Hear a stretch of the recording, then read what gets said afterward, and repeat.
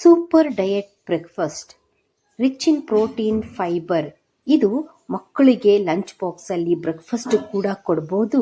ಜೊತೆಗೆ ಡಯಟ್ ಮಾಡೋರು ಕೂಡ ಸೂಪರ್ ಆಗಿ ಬೆಳಿಗ್ಗೆ ಇದನ್ನ ತಿನ್ಕೋಬಹುದು. ಲಂಚ್ಗೆ ಎಲ್ಲ ರೆಡಿ ಮಾಡಾಯ್ತು. ಸ್ಕೂಲ್ಗೆ ಬಾಕ್ಸ್ ಬೇರೆ ತಗೊಂಡು ಹೋಗ್ಬೇಕು. ಎಲ್ಲ ರೆಡಿ ಮಾಡಿದೀನಿ. ಆದ್ರೆ ಬ್ರೇಕ್ಫಾಸ್ಟಿಗೆ ಏನ್ ಮಾಡಬೇಕು ಅಂತ ಇನ್ನು ಯೋಚನೆ ಮಾಡಿಲ್ಲ.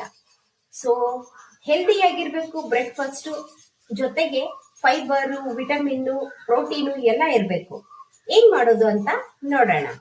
ಸೊ ಈಗ ನನ್ ಜೊತೆ ಇರೋದು 2 ಕ್ಯಾರೆಟ್ ಇದೆ, 1 ಕುಕುಂಬರ್ ಇದೆ, ಒಂದಿಷ್ಟು ಸೊಪ್ಪಿದೆ. ಈ ಸೊಪ್ಪು ಏನು ಅಂತ ಹೇಳಿದ್ರೆ ಸಾಸಿವೆ ಸೊಪ್ಪು. ಇದ್ರ ಜೊತೆಗೆ ನನ್ಗೆ ಒಂದ್ ಸ್ವಲ್ಪ ಸೋಯಾ ಚಂಕ್ ಇದೆ. ಇದನ್ನೆಲ್ಲ ಬಳಸ್ಕೊಂಡು ಇದನ್ನೆಲ್ಲ ಯೂಸ್ ಮಾಡಿ ಇವತ್ತೊಂದು ಹೆಲ್ದಿ ಬ್ರೇಕ್ಫಾಸ್ಟ್ ಅನ್ನ ಮಾಡೋಣ. ಒಂದ್ ದೊಡ್ಡ ಈರುಳ್ಳಿ, ಒಂದಿಷ್ಟು ಸಾಸಿವೆ ಸೊಪ್ಪು, ಕುಕುಂಬರು, ಕ್ಯಾರೆಟ್, ಗಜ್ರಿ ಮತ್ತೆ ಸೌತೆಕಾಯಿನ ತುರಿದಿಟ್ಕೊಂಡಿದ್ದೀನಿ. ಹೆಲ್ದಿ ಬ್ರೇಕ್ಫಾಸ್ಟ್ ಅಂತ ಹೇಳಿದ್ನಲ್ವಾ, ಅದಕ್ಕೆ 1 ಬಟ್ಲು ರಾಗಿ, 1 ಬಟ್ಲು ಜೋಳದ ಹಿಟ್ಟು, 1 ಬಟ್ಲು ರಾಗಿ ಹಿಟ್ಟು, 1 ಬಟ್ಲು ಜೋಳದ ಹಿಟ್ಟು, 1/4 ಬಟ್ಲು ಅಕ್ಕಿ ಹಿಟ್ಟು ತಗೊಂಡಿದ್ದೀನಿ. ಇಲ್ಲಿ 2 ಸ್ಪೂನು ಹಸಿಬೇಳೆ ಹಿಟ್ಟು, 2 ಸ್ಪೂನ್ ತಗೊಂಡಿರೋದು, 4 ಸ್ಪೂನು ರವೆ, ಚಿಕ್ಕ ರವೆ. ಇದನ್ನ ಸ್ವಲ್ಪ ಮಿಕ್ಸರ್ ಮಾಡಿ ಹಾಕೋತೀನಿ.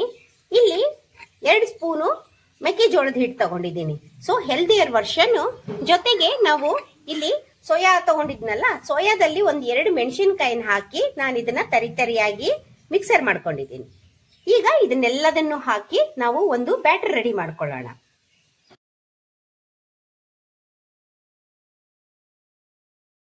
ಈ ರೀತಿ ಹೆಲ್ದಿ ಬ್ರೇಕ್ಫಾಸ್ಟ್ ಅನ್ನ ನೀವು ಡಯಟ್ ಅಲ್ಲಿ ತಗೊಳ್ಳೋದ್ರಿಂದ ಒಂದ್ಸರ್ತಿ ಬೆಳಿಗ್ಗೆ ನೀವು ತಿನ್ಕೊಂಡ್ರೆ ಸಾಕು, ಮಧ್ಯಾಹ್ನದವರೆಗೂ ನಿಮ್ಗೆ ಹಸಿವಾಗೋದಿಲ್ಲ. ಟ್ರೈ ಮಾಡಿ ಒಂದ್ಸರ್ತಿ. ಈಗ ತುರ್ದಿಟ್ಕೊಂಡಿರುವಂತ, ಈಗ ಇದಕ್ಕೆ ಒಂದ್ ಸ್ವಲ್ಪ ಬೇಸಿಕ್ ಮಸಾಲಾನ ಹಾಕೊಳ್ಳೋಣ. ಅರಿಶಿನ, ಸಾಂಬಾರ್ ಪೌಡರ್, ಗರಂ ಮಸಾಲ, 1 ಸ್ಪೂನ್ ಖಾರದ ಪೌಡರ್, ಒಂದಿಷ್ಟು ಜೀರಿಗೆ ಮತ್ತು ಅಜ್ವಾಯಿನ್ ಎರಡನ್ನೂ ಸ್ವಲ್ಪ ಕ್ರಶ್ ಮಾಡಿ ಹಾಕ್ತಾ ಇದ್ದೀನಿ.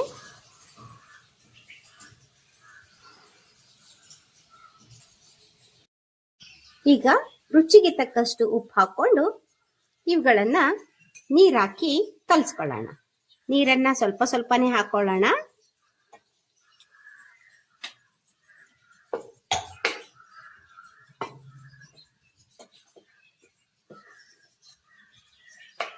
ಇದಕ್ಕೆ ನಾವು ಯಾವುದೇ ಸೋಡಾ ಆ ತರ ಏನು ಬಳಸ್ತಾ ಇಲ್ಲ, ಬಳಸಲೂಬಾರ್ದು. ಅದನ್ನ ಈ ಹದಕ್ಕೆ ಬಂದ್ರೆ ಸಾಕು ನಮ್ಗೆ. ಇದನ್ನ ಒಂದು 10 ನಿಮಿಷ ನೆನೆಯಕ್ ಬಿಡೋಣ. ಅಷ್ಟೊತ್ತಿಗೆ ನಾವು ಒಂದು ಚಟ್ನಿ ಮಾಡ್ಕೊಳ್ಳೋಣ.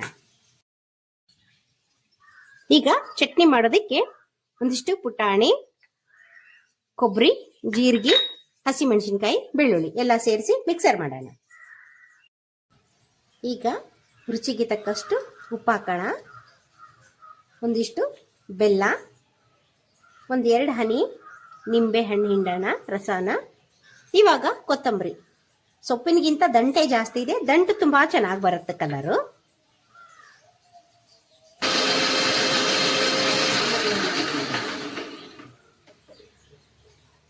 ಚಟ್ನಿ ರೆಡಿ ಆಯ್ತು.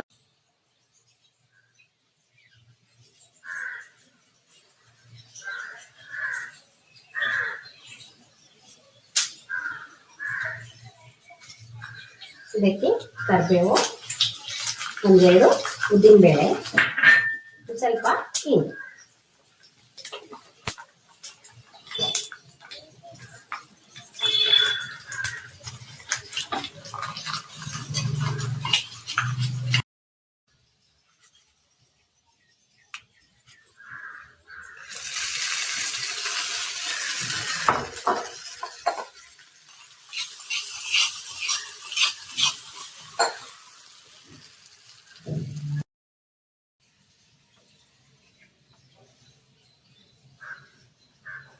ದೋಸಾ ತವಾನ ಬಿಸಿ ಮಾಡಕ್ಕಿಟ್ಟು ಒಂದು ಹನಿ ಎಣ್ಣೆ ಹಾಕಿ ಸೌತೆಕಾಯಿ ತುಂಬಿಗೆ ಒಂದು ಫೋರ್ಕ್ ಚುಚ್ಚಿ ಈ ರೀತಿ ತವಾದ ಮೇಲೆ ಅದನ್ನ ತುಂಬಾ ಸವರೋದ್ರಿಂದ ದೋಸಾ ತವಕ್ಕೆ ಅಂಟ್ಕೊಳ್ಳಲ್ಲ.